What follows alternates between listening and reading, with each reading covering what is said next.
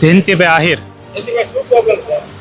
હવે અહીંયા જે મહાનગરપાલિકાની જે આ ગટર છે ને, ગટર 5 દિવસે પહેલા આવી ગયા હતા. ખાલી ઉપર ખાલી કુંડીનું ઢાંકણું મેલીને વહી ગયા ને મહિના દિવસથી આ પ્રોબ્લેમ છે. અને પાણીનું તો ગટરનું જે ગટરના પાણીનો તો પ્રોબ્લેમ સોલ્વ થયો જ નથી ને, પણ આમનામ રહે તો થવાનો પણ નથી એવું લાગે છે આમની જનતા, આમ જનતાને.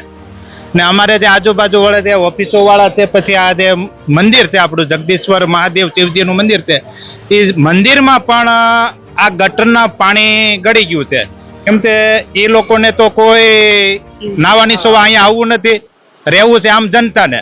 ને આમ જનતાને જે સુવિધા, પાયાની સુવિધા જે મળવી જોઈએ ને, એ સુવિધા નથી મળતી. ને મંદિરમાં શિવલિંગ પાસે પાણી ગળી ગયું છે. કેમ કે એને પાણી ચડાવવું છે, પણ આ ગટરનું પાણી ચડાવવું એવું લાગે છે આમ જનતાનો, એવો પ્રશ્ન છે. તો એ એકદમ ચોકસાઈ પૂર્વક કામ ન કરી જાય.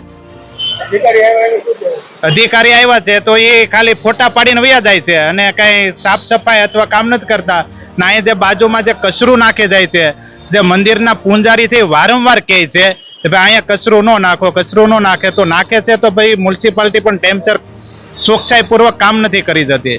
ને જે આ ગટરના જે રોડ રસ્તા પણ એટલા જ ખરાબ છે ને અત્યારે હાલતમાં, તે કે આ જે પેન્ટના જે ગોઠણિયા લગણ પાણી ખાડા ભર્યા હોય એટલા.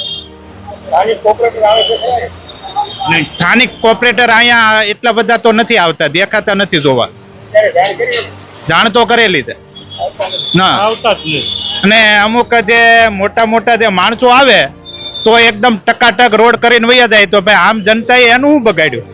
જનતા પાસેથી વેરા લેવા છે ને એક દિવસ જો માથે લેટ ગયો હોય ને તો સીધા જ 18% પેનલ્ટી ચડાવે છે. તો એ ભલે હજી 19% ભલે કરી નાખતા, પણ કામ ટકાટક કરો.